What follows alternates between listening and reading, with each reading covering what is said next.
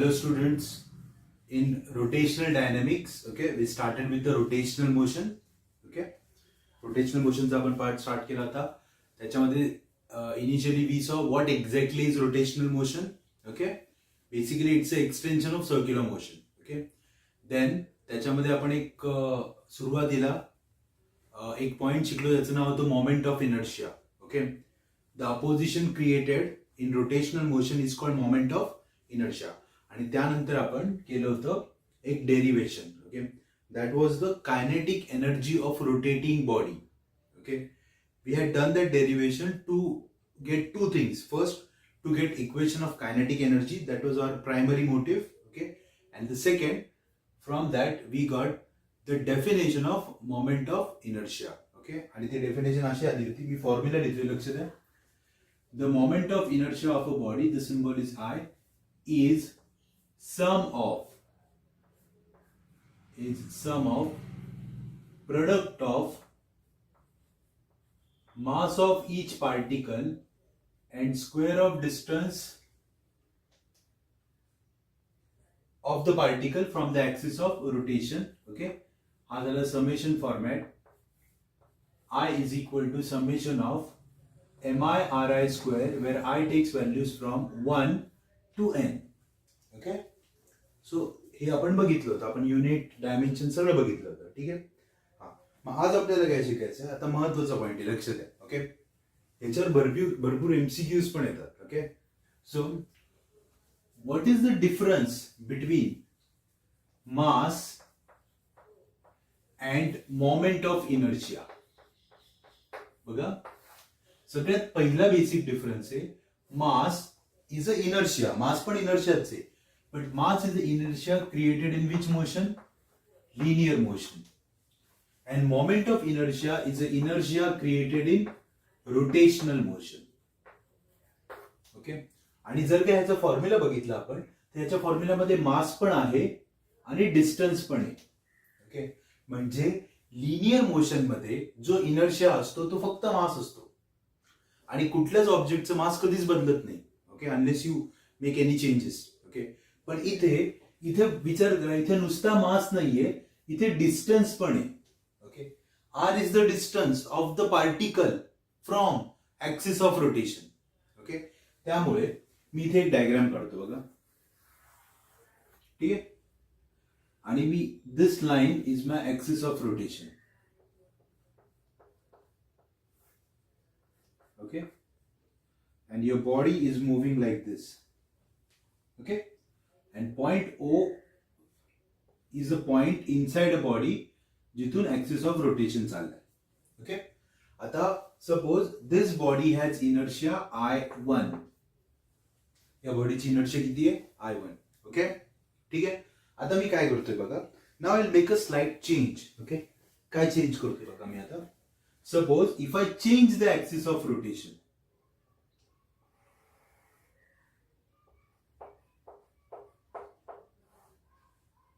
I change the axis of rotation, म्हणजे आता हा ऍक्सिस ऑफ रोटेशन नाहीये, new axis of rotation, okay. बघा, मी ऍक्सिस ऑफ रोटेशन चेंज केला, बॉडीचं मास चेंज होईल का? नो. बॉडीचं मास कसं काय बदलेल ना, मास तर तेच राहील, पण आता डिस्टन्स चेंज होईल ना. सपोज हा पार्टिकल आहे, याचं मास आहे m1. तर जेव्हा हा ऍक्सिस होता तेव्हा हे डिस्टन्स होतं एवढं, पण आता या ऍक्सिस साठी ते डिस्टन्स कमी झालं. So there is no change in mass, but there is change in distance. आणि जर का डिस्टन्स बदललं तर इनर्शिया पण बदलणार, आणि इथे जो इनर्शिया येईल त्याला मी नाव देतो I2, ओके. याचा अर्थ जर तुम्ही एक बॉडी घेतली तर त्या बॉडीचं मास कधीच चेंज होणार नाही. Mass of the body does not changes at all, but if you take the body and if you try to rotate the body, okay, with different axis, then moment of inertia will be different every time, okay. याचा अर्थ moment of inertia axis of rotation वर depend आहे. if you change the axis of rotation, okay, moment of inertia will change, okay. मग आपण काय करायचं, आपली इच्छा आहे की तो ऑब्जेक्ट इझिली रोटेट झाला पाहिजे. we want that object to rotate very easily, therefore we will always find an axis okay, in which inertia is minimum. आपण असा ऍक्सिस सेट करायचा जिथे इनर्शिया कमी असेल, so that that body can easily rotate. Okay, ठीक आहे. So हा पहिला आणि महत्वाचा पॉइंट आहे की Wien you change axis of rotation, moment of inertia changes. Okay, का मास नाही बदलत पण डिस्टन्स बदलतं आणि त्याच्यामुळे सगळे चेंजेस होतात. Okay, it means your moment of inertia depends upon the two things. Okay, first axis of rotation and second the distribution of mass. Okay, distribution of मास. आता हे एक्झॅक्टली काय आहे त्याच्यासाठी मी एक वेगळं एक्झाम्पल घेतो. बघा,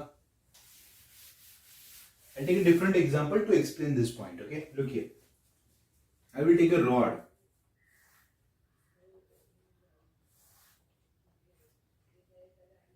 Okay, now this is a rod. Okay, now I will pass axis through center of the rod and I will set into rotation. Okay, एक rod घेतला and axis is passed through the center of the rod. Now that body is rotating about that axis. Okay, मग आता बॉडीला inertia असेल, suppose that inertia is I1.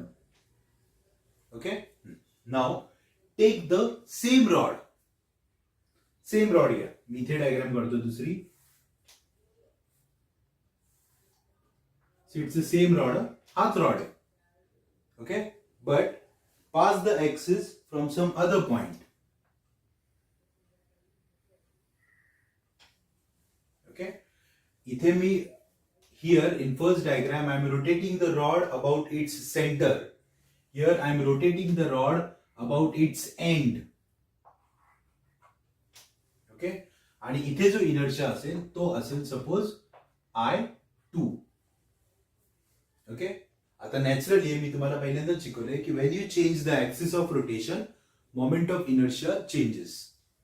मग जरी rod तोच असला, रॉडचं मास सेम असलं, लेंथ सेम असली तरी इनर्शिया चेंज होणार. ओके, आता मला सांगा इनर्शिया कुठला जास्त असेल, I1 का I2? Which inertia is greater, I1 और I2? ओके, बघा विचार कसा करायचा. इथून ऍक्सिस कुठून चालला होता रे, सेंटर. म्हणजे याच्या राईट साइडला काही मासेस आहेत, याच्या लेफ्ट साइडला पण पार्टिकल्स आहेत. तर particles on both side. Okay, but the maximum, हा जो सगळ्यात शेवटचा पार्टिकल आहे ना इकडे, त्याचं जे डिस्टन्स आहे ना ते एवढंच आहे. म्हणजे टोटल लेंथ जर का L असेल तर this is L/2. Right. Okay, number of particles इकडे आणि इकडे डिफरंट आहेत का? No, number of particles are same but the maximum distance, mass तर सेम आहे ना सगळीकडे. मग राहिलं कोण? R. आरचा काय? स्क्वेअर. ठीक आहे, general.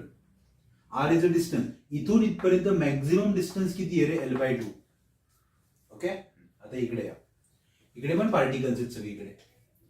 If you take this particle, mass is M, but the maximum distance of that particle from axis is L. आणि नॅचरली L/2 पेक्षा L मोठा असतो. म्हणजे इथे जेवढे, समजा suppose here there are 10 particles, here also there are 10 particles. We are not changing number of particles or their mass, but the distance is changing. इथे distance वाढतंय आणि जर का डिस्टन्स वाढलं तर R स्क्वेअर अजून मोठा, R चा स्क्वेअर केला, mr स्क्वेअर वाढला म्हणजे कोण वाढला? इनर्शिया. म्हणजेच I2 is greater than I1. Okay, बघा आपण रॉड जरी तोच घेतला असला तरी पण का चेंज झालं? कारण डिस्ट्रीब्युशन चेंज झालं.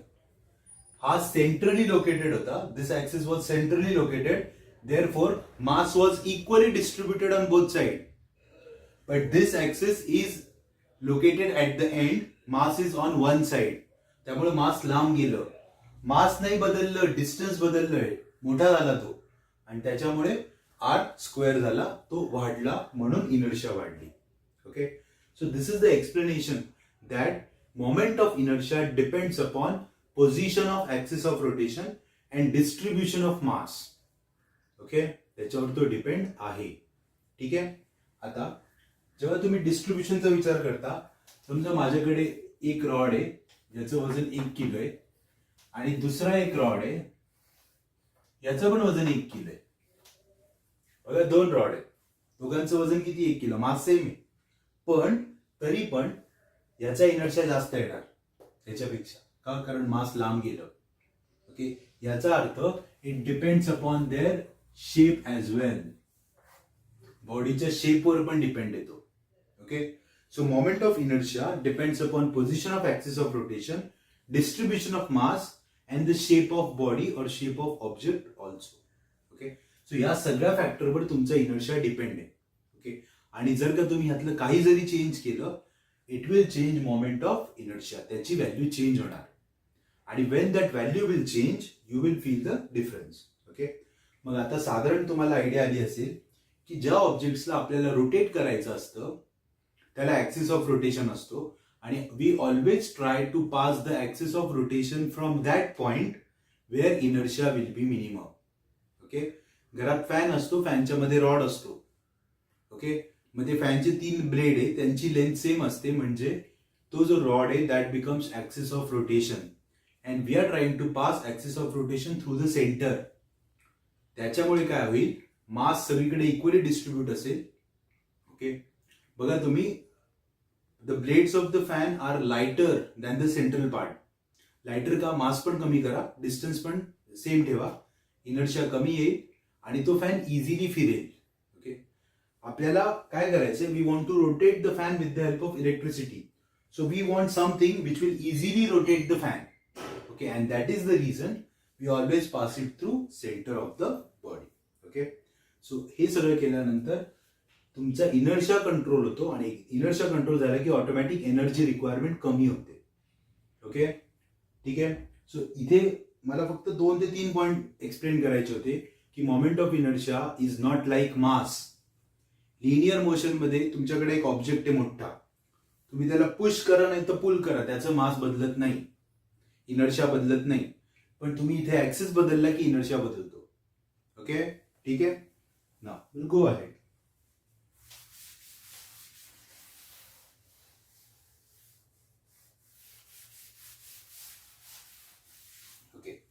Now, yesterday when I taught you the derivation, जेव्हा मी तुम्हाला काल डेरिवेशन शिकवलं, kinetic energy of rotating body, at that time I told you that I am taking a body in which the distribution of mass is not uniform. नीट ऐका, body होती, axis होता,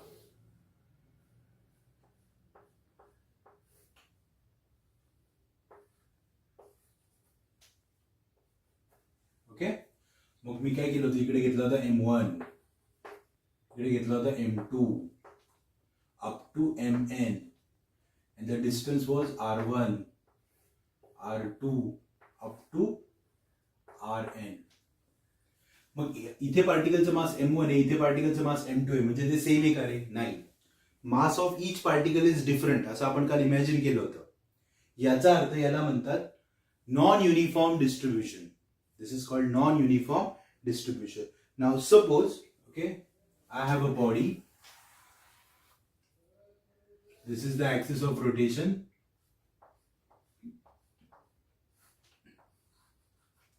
Okay, एक body है, हाँ axis of rotation है. This is point O. Okay, आणि now this body has uniform distribution of mass. बघा, या बॉडीमध्ये मासचं डिस्ट्रीब्युशन युनिफॉर्म आहे, म्हणजे काय रे, सगळीकडे पार्टिकल्स आहेत, but all particles have same mass. And what is the value of that mass? dm. Okay, बघा फरक समजून घ्या. Here there was non uniform distribution, but here the distribution is uniform, all particles have same mass. मग मी एक particle घेतो, त्याचं distance count करतो, and that is r. Okay, आता मी तुम्हाला लास्ट लेक्चरलाच सांगितलं होतं, there are 2 ways you can solve, summation and integration. When all the quantities are different, we go for summation, but when all the quantities are same, we go for integration.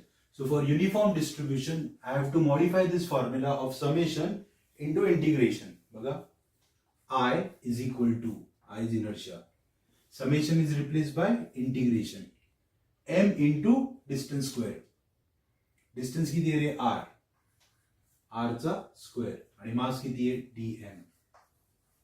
Okay, so this is the formula for which bodies when the distribution of mass is uniform. तुम्हाला integration घ्यावं लागेल. And Wien the distribution of body is not uniform, go for summation. Okay, ठीक आहे. हा derive करायची गरज नाहीये, कारण काल आपण तो डिराईव्ह केलाय, त्याचं डेरिव्हेशन आपण काल केलंय. सो जे फॉर्मॅट समेशनला अप्लाय होतं, same format you can apply to the integration. So there is no problem in this. Okay, ठीक आहे. सो हा पण फॉर्म्युला इनर्शियाचा आहे, हा पण फॉर्म्युला इनर्शियाचा आहे. हे दोन्ही फॉर्म्युला ऍक्च्युली सिमिलर आहेत, फक्त इथे इंटिग्रेशन आहे आणि इथे summation. Okay, so we are going to use this formula as well and that formula as well. आपण दोन्ही वापरणार आहे. ठीक आहे. Okay, so for uniform distribution integration, for non uniform distribution there is summation. ठीक आहे. Okay, so here we finished with the introduction of moment of inertia. आतापर्यंत खूप महत्वाचा पार्ट झालाय. मोमेंट ऑफ इनर्शिया म्हणजे काय आणि तो कसा कसा चेंज होतो, म्हणजे तो कुठल्या कुठल्या फॅक्टर्सवर डिपेंड आहे, दॅट वी डिस्कस. ओके, आता आपण इथून पुढे काय करणार आहे, we are going to find out moment of inertia of different objects. आपण ऍक्च्युली एक्सपेरिमेंट करून, डेरिव्हेशन्स करून, we are going to find out moment of inertia of different objects. भरपूर ऑब्जेक्ट्स आहेत, sphere, cylinder, ring, disc, okay, rod. There are different objects which we are going to study. Okay, ठीक है. So we'll start with that.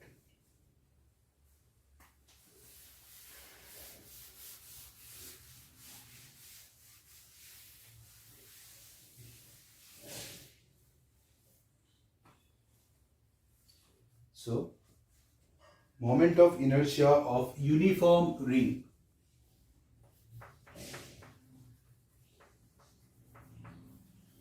Moment of inertia of uniform ring. So we have to find out moment of inertia. कुणाची uniform ring. Okay. Now first of all, what do you mean by ring?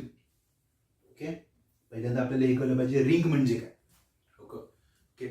So ring is basically an object in which the mass is distributed along the circumference. The mass is distributed along the circumference. Okay. Now it's very easy to understand this. Okay. Pay attention. Okay. This is ring. ही ring आहे. Okay, आता तुम्हाला जर एक कड आहे, कडच आहे पण this shape is ring. Okay, this is a ring. Okay, आता मग नीट बघा, मी जर का this is vertical plane and this is horizontal plane. Okay, तुम्हाला व्यवस्थित दिसावं म्हणून मी I am holding it in a vertical plane. ठीक आहे. आता नीट बघा, कुठे मास रे, मास सगळं इकडे आहे. So the mass of the ring is uniformly distributed over the circumference. So this is ring. Okay, uniform ring. असं नको व्हायला sir, mass distribution is uniform. Good. So इथे जाड आहे रिंग थोडी, इथे पातळ आहे, परत इकडे जाड आहे. No, that is not uniform distribution. We want mass to be equally distributed along the circumference. Okay? आता नीट बघा, मी इथे डायग्राम काढणार आहे. ओके, आता मी ना आता ना इथे 3D आहे सगळं. That's why it is very important to understand how I am holding the things. Okay? आता मी अशी पकडली आहे ring, which is good, not bad. So this is the plane of the ring and this plane is in vertical plane. Plane of the ring is vertical plane. But if I hold it like this, okay, then plane of the ring is horizontal. Okay, आणि मी आता अशी diagram काढतोय बघा.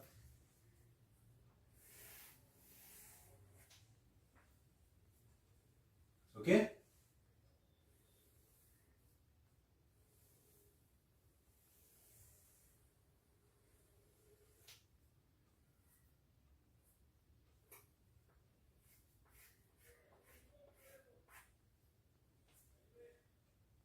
so this is the ring.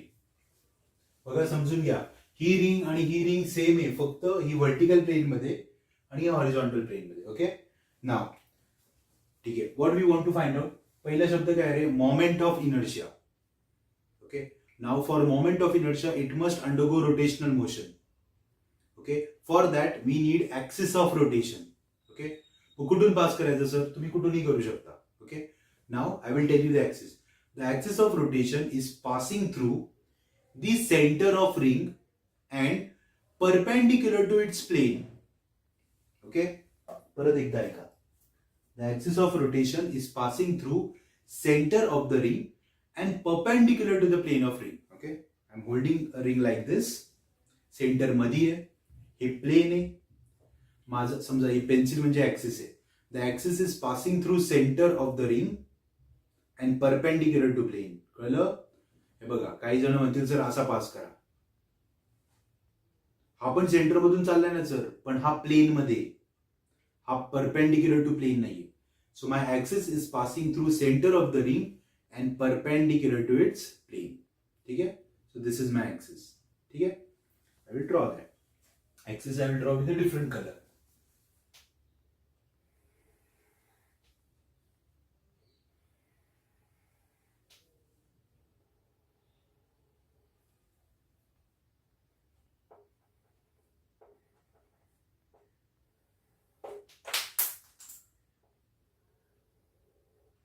This is my axis of rotation. Okay? समजलं? Diagram समजणं महत्वाचं आहे. कुठून चालला ऍक्सिस कळते. Okay, so axis is passing through the center of the ring. Okay, and perpendicular to plane. Okay, I will label that. Pay attention. This is point O. This becomes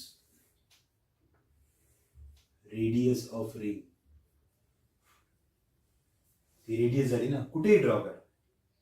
okay, बघा परत एकदा सांगतो. The axis is passing through centre of the ring and perpendicular to its plane. त्या ऍक्सिसला अजून एक नाव आहे. This axis is called as transverse axis. तुमच्या बुक मध्ये हा वर्ड यूज नाही केला, बट रेफरन्स बुक मध्ये हा वर्ड असतो. Okay, also called as transverse axis. Okay, आता बघा, R is the radius, M is the mass of ring. M is the mass of ring. Okay, तुम्हाला कोण पाहिजे? इनर्शिया ना. So the moment of inertia is equal to m r square. Moment of inertia is equal to m r square. ठीक आहे? Okay, म्हणजेच जर if you take a ring and if your axis is passing through center of the ring and perpendicular to its plane, then the inertia is mr square. Okay, आता काही जणांना प्रश्न पडेल, sir हे तुम्ही डायरेक्ट कसं काय लिहिलं? Okay, how you are writing directly? Okay, then listen. In your old syllabus, okay, old म्हणजे तुमचा आता नवीन सिलेबस आहे, त्याच्या अगोदरची बॅच नाही, त्याच्याही अगोदरची एक बॅच होती, त्यांना या सिलेबसमध्ये they had a derivation of this. याचं डेरिव्हेशन होतं की हे कसं आलं. हे काही डिरेक्टली नाही आले, डेरिव्हेशनने आले. Okay, so they had a derivation on this. Okay, but now last 5 years आणि आता पण त्यांनी आता सिलेबस मधनं ते डेरिव्हेशन काढून टाकले. They remove the derivation from syllabus. It means derivation is not necessary now. तुम्हाला फॉर्म्युले पाठ करायचे. Okay, what you should know is a formula. हे कसं आलं तुम्हाला, if you are curious you can go for reference book. Reference book मध्ये असेल. ओके, पण तुम्हाला आता डेरिव्हेशन नाही. हा, तुम्हाला एकच डेरिव्हेशन, ते मुलांना कळावं म्हणून त्यांनी एक disc instead of ring, if I take a disc आणि सेंटर मधून ऍक्सिस गेला तर त्याचं एक डेरिव्हेशन आहे. ओके, ते derivation we will take it in next lecture. पण ते एकच आहे, ते तुम्हाला कळावं की कसं केलं म्हणून. पण रिंगचं डेरिव्हेशन काढून टाकलंय. सो ते आता डेरिव्हेशन नाही, त्यामुळे हा फॉर्म्युला लर्न करायचा. So what is the inertia of the ring or moment of inertia of the ring when it is passing through its transverse axis? The formula is I equal to mr square, where m is the mass of the ring and r is the radius of the ring. ठीक है? Okay, now I have a question for you. Okay, pay attention. तीच ring घेतो मी, इकडे काढतो.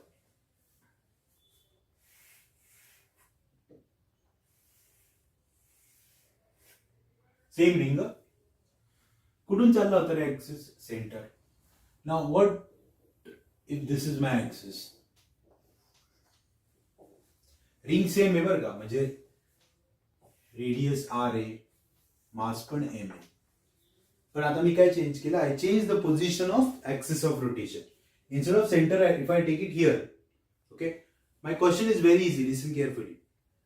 Inertia will be same or different, एवढंच सांगा. Same or different. Naturally inertia different येईल. का डिफरंट आला रे? Because you change the axis of rotation. म्हणजे हा फॉर्म्युला येणार नाही.